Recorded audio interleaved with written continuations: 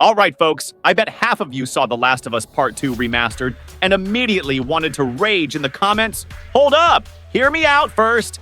This game is dangerous. 4 years ago, I rage quit so hard I threw my PS4 controller across the room. Now the remaster's out, and guess what? I couldn't resist buying it again to suffer all over. But this time, when I reached the ending, I had a realization. Neil Druckmann might just be a genius. Or a madman. Either way, today we're not here to praise or hate, just to talk about why this game makes people love it, hate it, and question their own sanity.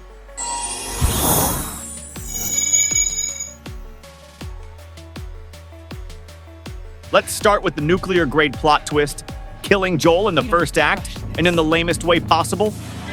For OG fans, that's like putting pineapple on a deep dish pizza. Please don't shoot. Joel, please get up! No!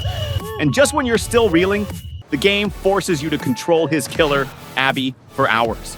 I was screaming at my screen, "You're telling me this chick, built like she could one-punch Thanos, is supposed to be a med school graduate?" But then, I reached the part where she's escaping with that kid, and suddenly, I caught myself feeling anxious for her. Oh my God, did I? Just to empathize with the person who killed Joel. That's like your ex breaking up with you, and years later, you find out she donated a kidney to save your mom. Seriously, no other game has ever forced me to understand the villain like this. But the price? I spent 25 hours on a revenge quest, and this is how it ends? Okay, putting the story aside, the gameplay, absolute peak of the PS4 era. The details are next level. Ellie steps on broken glass, and enemies react, dogs can track your scent, and melee combat hits so hard my controller practically gave me arthritis. But these details also drove me crazy.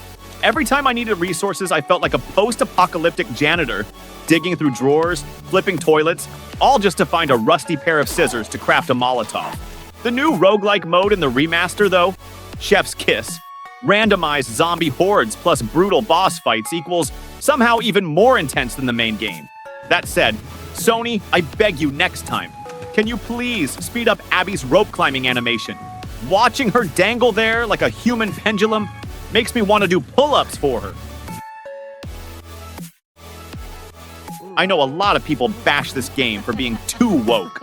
Honestly, Ellie being gay was already established in the DLC, so that wasn't shocking. What did feel off, though, was how some plot points felt shoehorned in. Like Abby and Owen going at it in the aquarium. Y'all are in the middle of the apocalypse, and this is the time for a quickie? Neil, were you binge-watching 50 Shades of Grey while writing this? That said, I do appreciate how they handled Lev's trans identity, integrating it into the story naturally, rather than slapping a giant rainbow flag on his forehead. At least that part felt more organic than some of the forced diversity in other games. I'll be real, back in 2020, I raged along with the rest of the internet. But replaying it on PS5, free from spoilers and bandwagon hate, I actually felt something this time. Especially that final moment, Ellie missing her fingers, unable to play the guitar. And suddenly, Joel's words echoed in my head. If somehow the Lord gave me a second chance at that moment, I would do it all over again. This isn't just a game. It's a psychological experiment on the player. It forces you to face an uncomfortable truth. In real life, revenge doesn't have winners. Hate just destroys. Of course, you can still hate it. But let's be honest, if a game can make us argue about fictional characters for 4 years straight, it must be doing something right. So, should you play it? Buy it immediately. If you can handle a protagonist who isn't a superhero, are open to seeing the world in shades of gray, not just black and white, can survive the early game blood pressure spikes. Run away if you just want a straightforward zombie shooting power trip. Expect a perfect, happy ending. Still lose sleep over what they did to Joel. That's it. My rant is over. Now it's your turn to yell at me. Just don't forget to hit that like button before you leave.